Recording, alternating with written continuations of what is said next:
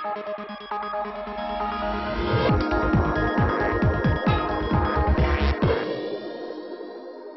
and welcome to the Young Turks Dream Decade. I'm Shireen Bhan. Over the next 30 minutes on Young Turks on the Road, we bring to you the hottest young entrepreneurial talent from across the country. On the Young Turks tutorial, we give a young startup a chance to meet with a venture capitalist of their choice. And on the YT Buzz, we tell you about what's hot and happening in the world of entrepreneurship. Here's a quick glimpse of what we have lined up.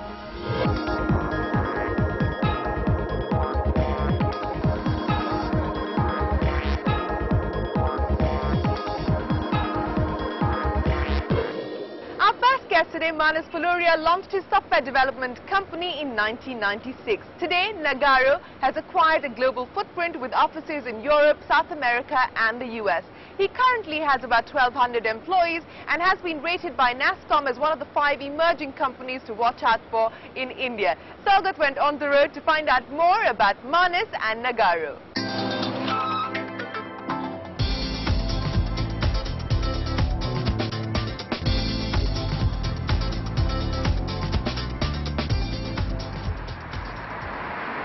The IT industry is a hotbed for entrepreneurship in India, and our guest Manas Fuloria is riding on that wave. Starting up 15 years ago with his venture Nagarro, today he manages a $20 million global business that he hopes to take to $1 billion someday.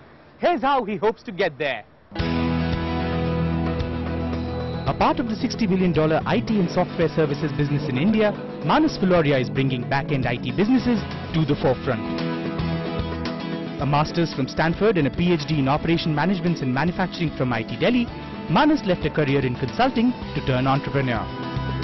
Riding on the dot-com wave in 1996, Manas launched Nagarro, a software services company. Nagarro develops turnkey software solutions for major corporations and independent software vendors operating on platforms like Java, .NET and SAP. A Google Enterprise and a Microsoft Gold certified partner, Nagarro works for industries ranging from manufacturing, healthcare, financial services, retail and logistics. We serve a large variety of technology segments and verticals and geographies, as you know. But the underlying theme is that we want to work on solutions that are strategic differentiators for our customers. So, for example, we work with Lufthansa on price optimization. So it's very complicated, requires a lot of modeling of their network, of their equipment, of their competitors, of their customers and so on, and we love that. We work with GE Aviation, for example, on some sort of process control for composites manufacturing, very complex again, and that's our sweet spot. Take me through how the business has spread globally in the last 15 years. What are the focus markets for Nagarro? 2/3 of our business comes from North America, which is primarily the US, but Mexico is a growing market for us. And then in Europe, we are really strong in Scandinavia and Germany. We are beginning to build up our presence in the UK. We want to put up development centers over the world and actually look for customers all over the world who are not satisfied with the regular type of outsourcing. So US and Europe are markets, while India also has a strong and diverse SME sector. What keeps India off your radar? India is very exciting. Don't get me wrong. India is very exciting. The market is still maturing, though. So, and especially at the end of the spectrum at which we play, we're not sure that the market is mature enough for it yet. Headquartered in the US with subsidiaries in Europe, South America and Asia, Nagarro today employs over 1,200 IT engineers worldwide. Though the recession stunted growth for the IT industry globally, Manas believes the downturn was a blessing in disguise for outsourced software ventures like Nagarro. Doubling its enterprise sales and analytics application business in 2010, Manas believes the worst for the IT industry is well behind us. We had a rather flat 2009, but we have seen a lot of revenues pick up in 2010. In fact, we grew about 50%. We are very bullish about the market, and we are very bullish about the 2 or 3 year horizon. Okay, so what were the revenues that you were able to do last year? What are your targets for this year? So last year we ended up the year at about $22 million as a group. And this year our target's at 32 million, but we already have a run rate which is, is inching up towards 28 million. So we should be pretty close to achieving those targets for sure. The software services business in India is worth $60 billion, and of which 90% is exports. which you are a part of. Right. What is the potential of this industry in India? This industry continues to grow, and IT continues to become a larger part of our lives, not just in the developed countries, but also in the developing countries. But we need to move out of the low-cost game. I think more and more companies have to focus on a global talent situation. So we like to believe that when a company comes to Nagarro, it comes to us not because we're offering them a lower cost, but because we have the best people in the world to do that job. I think India needs to position itself more and more in that way, rather than just as a cost arbitrage opportunity. I think that a lot of companies in India have built tremendous processes. And in terms of process leadership, I think Indian IT is far ahead of IT services around the world.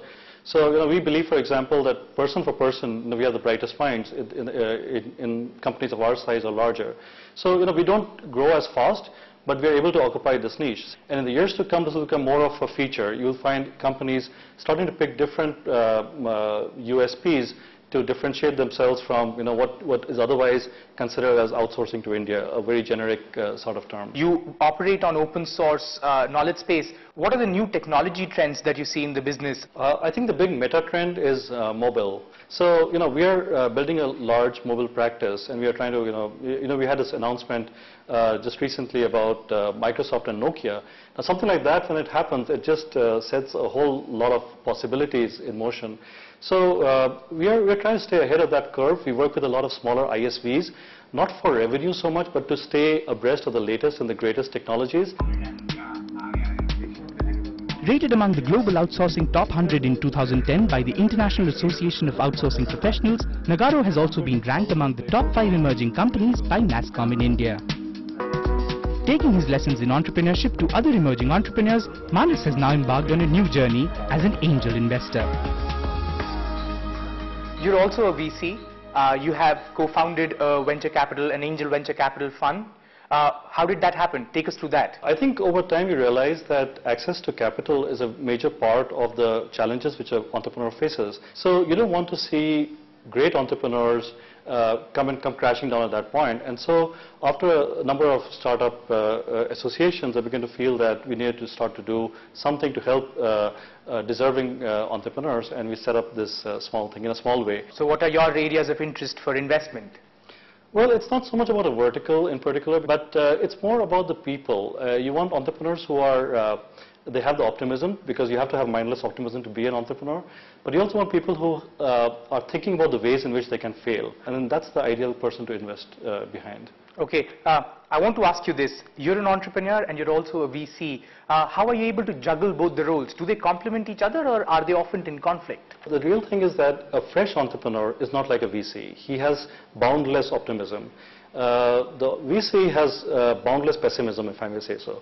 It's a bit of a generalization, but the VC is like an experienced entrepreneur who has seen a number of entrepreneurial ventures go wrong, and he knows all the failure modes. So he's wondering more about the failure modes and what the general ways to scale an idea without breaking. So I think an experienced entrepreneur and a VC or an angel investor are very, very similar, or can be very similar. So how do you categorize yourself, a fresh entrepreneur or an experienced one? Extremely experienced with a lot of bad experiences, but that's how you learn. But doesn't that make you a pessimistic investor?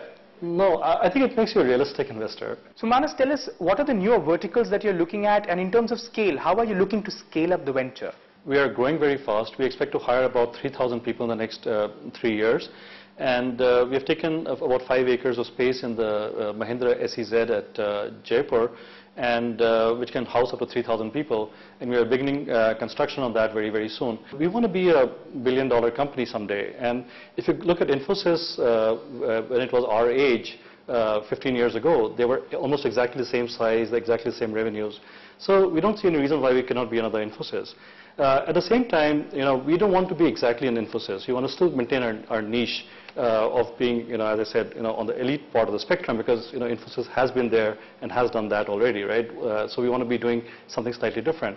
So we are essentially trying to grow the company while staying true to our guiding principles. Manas, we wish you the very best of luck in all your endeavors. Thank you for joining us on Young Turks. Thank you very much. It's been a pleasure.